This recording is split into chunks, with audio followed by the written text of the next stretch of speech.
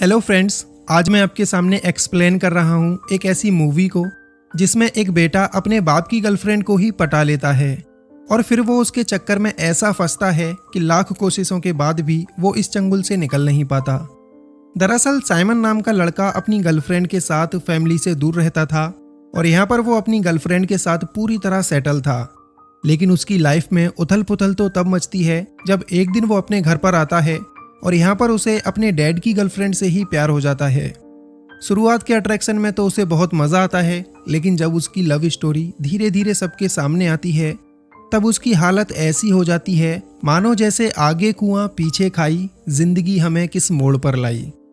तो मूवी की शुरुआत में ही साइमन अपनी गर्लफ्रेंड को गोद में बैठाकर उसके साथ मज़े ले रहा होता है। सब कुछ कर लेने के बाद वो लोग अपने प्रोजेक्ट के बारे में डिस्कस करते हैं, क्योंकि साइमन और उसकी गर्लफ्रेंड फेबीन एक कार्टून आर्टिस्ट हैं। अब यहाँ से साइमन अपनी गर्लफ्रेंड को अपने पेरेंट्स से मिलाने लाता है, क्योंकि आज साइमन के फादर का 60th बर्थडे है।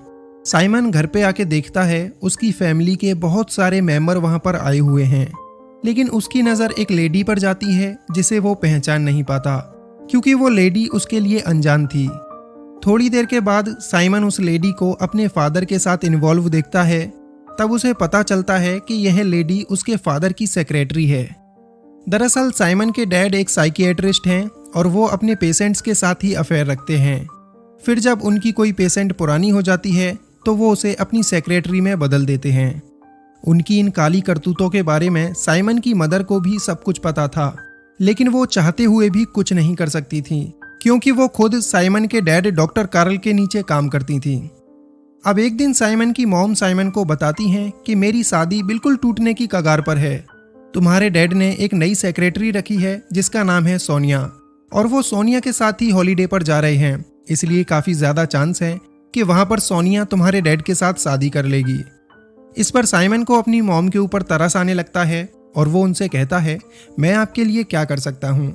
अब साइमन की मॉम साइमन से कहती है कि अगर तुम क्लिनिक में मेरा काम संभाल लोगे तो मैं तुम्हारे डैड के साथ हॉलीडे पर चली जाऊंगी और सोनिया यहीं पर रह जाएगी।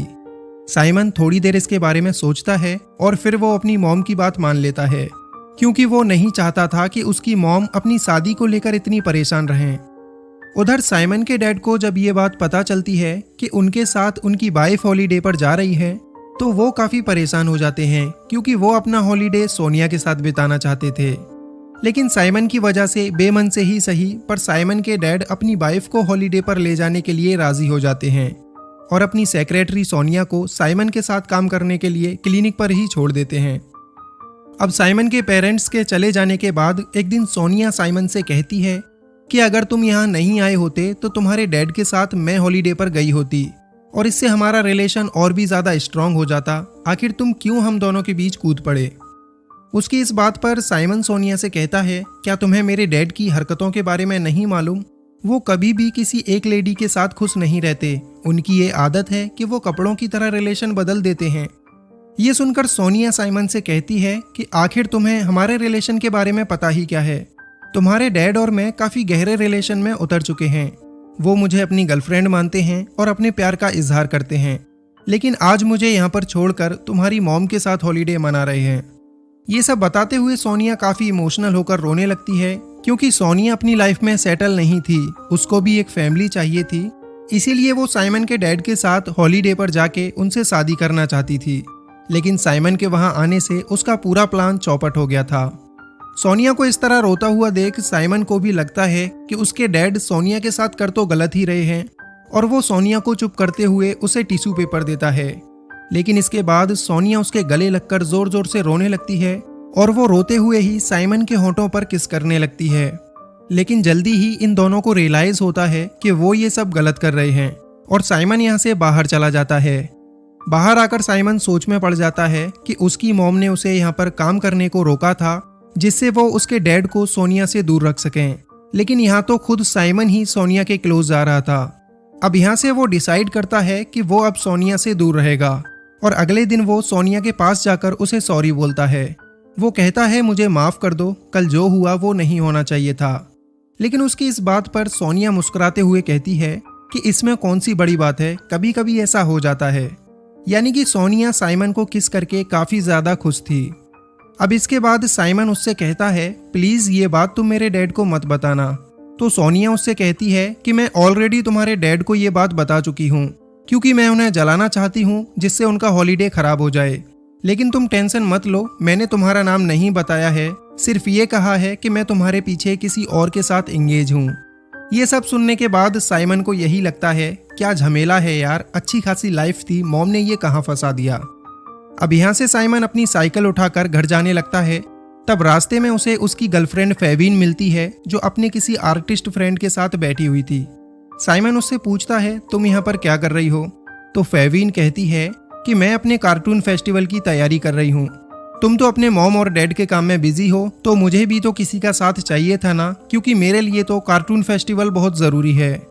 इसी के साथ फेविन अपनी टेबल से उठकर साइमन के होंठों पर किस करती है और उससे कहती है कि तुम अपने मॉम डैड का काम करके जल्दी से मेरे पास लौट आओ।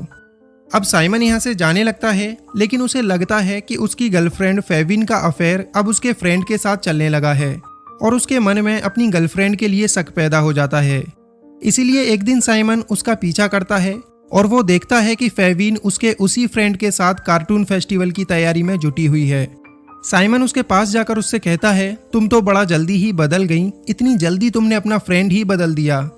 उसकी इस बात पर फेविन उससे कहती है कि 2 हफ्ते के अंदर कार्टून फेस्टिवल होने वाला है, तो मुझे कोई तो चाहिए था ना जिसके साथ मैं तैयारी कर सकूं, इसलिए मैंने इसे नया फ्रेंड बनाया है, लेकिन फ्रेंड के अलावा हमारे बीच और कुछ नहीं है।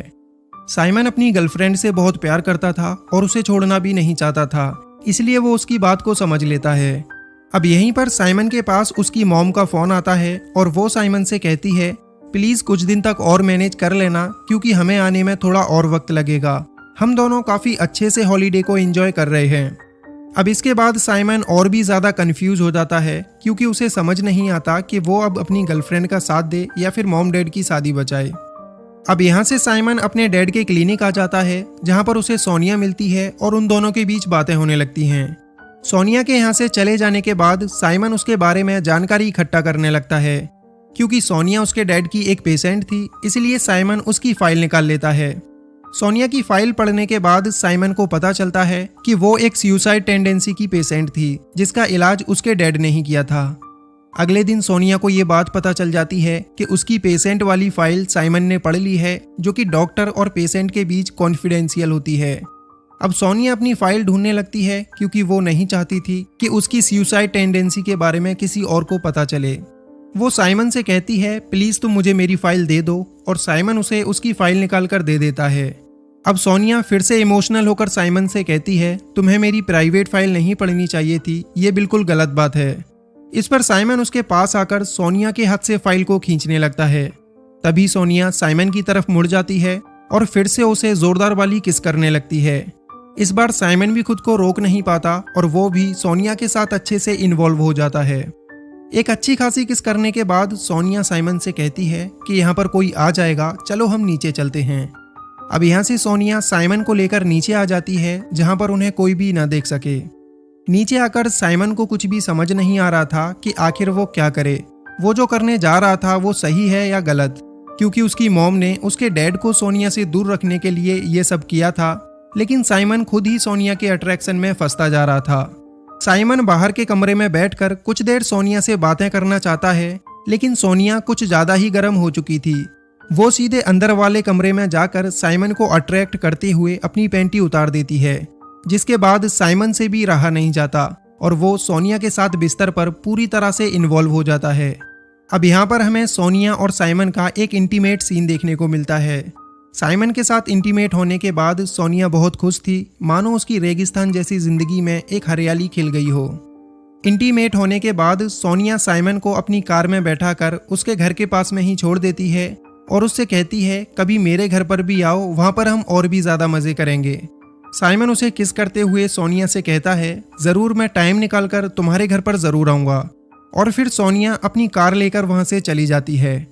अब साइमन अपनी साइकिल उठाकर वहाँ से अपने घर चला जाता है और रास्ते में वो सोनिया के बारे में ही सोच रहा होता है, क्योंकि साइमन को भी सोनिया के साथ बहुत मज़ा आया था, इसलिए वो घर पे जाकर लैपटॉप में सोनिया की फ़ोटोज़ देखने लगता है। साइमन को उसी रात अपनी गर्लफ्रेंड की याद आती है और वो फेविन को लेकर एक नाइट क्लब में पहुंच जाता है। जहाँ पर ये दोनों काफ़ी इंजॉय करते हैं। लेकिन साइमन के मन में एक उथल पुथल मची हुई थी अपने और सोनिया के रिलेशन को लेकर। और काफ़ी देर सोचने के बाद साइमन ये डिसाइड करता है कि वो फेविन को अपने और सोनिया के बीच हुए रिलेशन के बारे में बता देगा। इसके बाद फाइनली हिम्मत जुटाकर वो अपनी गर्लफ्रेंड से कहता है कि वो सोनिया के साथ इंटीमेट हो चुका है। ये सुनकर फेविन को एक जोर का झटका लगता है और वो सैड होकर वहाँ से चली जाती है। अब थोड़ी ही देर के बाद साइमन के पास में सोनिया का मैसेज आता है, जिसमें वो उससे कहती है कि आज सैटरडे है, अगर तुम फ्री हो तो मेरे घर पे आ जाओ। और मैसेज पढ़ते ही साइमन सोनिया के घर पर पहुंच जाता है, जहां पर सोनिया फ्लैट में बिल्कुल अकेली रहती थी। रूम में पहुंचते ही साइमन और सोनिया एक जोरदार वाली किस करने लगते हैं। यहाँ पर साइमन पूरी तरह अपना कंट्रोल खो देता है और सोनिया के कपड़े उतारने लगता है, लेकिन सोनिया बीच में ही उसे रोक देती है। अब इसके बाद सोनिया साइमन के लिए टेबल पर डिनर सर्व करती है। वो दोनों साथ में डिनर करते हैं और खूब सारी बातें करते हैं, जिससे ये दोनों काफ़ी क्लोज आ जाते हैं और एक बार फिर से इंटीमेट हो जाते हैं। अगले दिन सुबह जब साइमन सोकर उठता है तो वो देखता है कि सोनिया सामान लेने के लिए मार्केट जा चुकी होती है। तभी उसकी नज़र अपने डैड और सोनिया की एक तस्वीर पर पड़ती है, जिसे देखते ही साइमन को ये समझ आता है कि ये फ्लैट उसके डैड ने ही सोनिया को गिफ्ट किया है। और इसी वक्त उसके डैड भी यहाँ पर आ पहुँचते हैं, जो अपना हॉलीडे ख़त्म करके सीधे सोनिया से मिलने आए होते हैं। साइमन को देखकर उसके डैड काफ़ी हैरानी के साथ साइमन से पूछते हैं, तुम यहाँ पर क्या कर रहे हो? और बदले में साइमन भी उनसे यही सवाल पूछता है कि आप यहाँ पर क्या करने आए हो? साइमन के इस सवाल पर उसके डैड साइमन से कहते हैं कि ये फ्लैट मेरा ही है और मैं यहाँ पर एक बुक लेने आया हूँ। आगे वो साइमन को बताते हैं कि तुम्हें पता है सोनिया को एक बेबी चाहिए, इसलिए वो मेरे साथ रिलेशन में है ताकि मैं उसे एक बेबी दे सकूं। लेकिन अफसोस की बात तो ये है कि मैं कभी भी उसे बेबी नहीं दे सकता, क्योंकि मेरी तो ऑलरेडी वेसेक्टोमी यानी कि नसबंदी हो चुकी है। इसी के साथ यहाँ पर सोनिया भी मार्केट से वापस आ जाती है, जिसे देखते ही साइमन के डैड सोनिया से बात करना चाहते हैं। लेकिन सोनिया उनसे नाराज थी, क्योंकि वो उसे अपने साथ हॉलीडे पर नहीं लेकर गए थे। साइमन के डैड को जलाने के लिए सोनिया उनके सामने ही साइमन को किस करने लगती है और उससे कहती है, बेबी रात तुम्हें मेरे साथ अच्छी नींद आई थी ना? और इस बात पर साइमन भी मुस्कुरा देता है। ये सब सुनकर साइमन का डैड अपने बेटे से कहता है, मेरे लिए तुम दोनों का रिलेशन कोई बड़ी बात नहीं है। मुझे इस सब से फर्क भी नहीं पड़ता कि तुम दोनों के बीच क्या क्या हुआ है, क्योंकि मैं तो कोई और नई गर्लफ्रेंड बना लूंगा। लेकिन हाँ, तुम इस बात के लिए अपनी मॉम को समझा लेना कि सोनिया और तुम एक क्लोज रिलेशन में हो। ये सब कहकर साइमन का डैड वहां से चला जाता है। अब साइमन भी यहाँ से परेशान हो जाता है और घर पर जाकर वो सीधे अपनी मॉम को ये सब समझाने लगता है। साइमन की मॉम ये सब सुनकर रोने लगती हैं, क्योंकि उसने अपनी शादी बचाने के लिए साइमन को सोनिया के साथ छोड़ा था। लेकिन यहाँ पर तो सोनिया और साइमन ही एक दूसरे के रिलेशन में आ चुके थे। वो दोनों माँ बेटे एक दूसरे के गले लगकर रोने लगते हैं। लेकिन अब पछताए क्या हुए जब चिड़ियाँ चुंग गईं खेत, पानी तो कुछ बचा नहीं, हाथ में आ गई रेत। अब यहाँ से साइमन सीधा अपनी गर्लफ्रेंड फेविन के पास जाता है और फेविन से अपनी इस गलती के लिए माफ़ी मांगने लगता है। लेकिन फेविन बिल्कुल भी उससे बात करने के मूड में नहीं थी। साइमन अपने लाख जतन करता है उसे मनाने के लिए, लेकिन उसकी गर्लफ्रेंड फेविन साइमन को वहाँ से भगा देती है। साइमन अब पूरी तरह से टूट चुका होता है, क्योंकि थोड़े से मज़े के लिए उसकी अच्छी खासी ज़िंदगी बर्बाद हो चुकी थी और उसकी गर्लफ्रेंड फेविन ने भी उसे ठुकरा दिया था। फिर कुछ दिनों के बाद सोनिया एक बेबी को जन्म देती है, जो किसी और का नहीं बल्कि साइमन का ही होता है, क्योंकि उसके डैड तो सोनिया के बेबी कर नहीं सकते थे, क्योंकि ऑलरेडी उनकी नसबंदी हो चुकी थी।